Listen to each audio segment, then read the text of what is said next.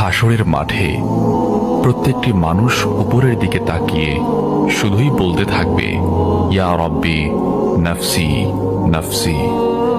হে আল্লাহ, আমাকে রক্ষা করুন, আমাকে রক্ষা করুন।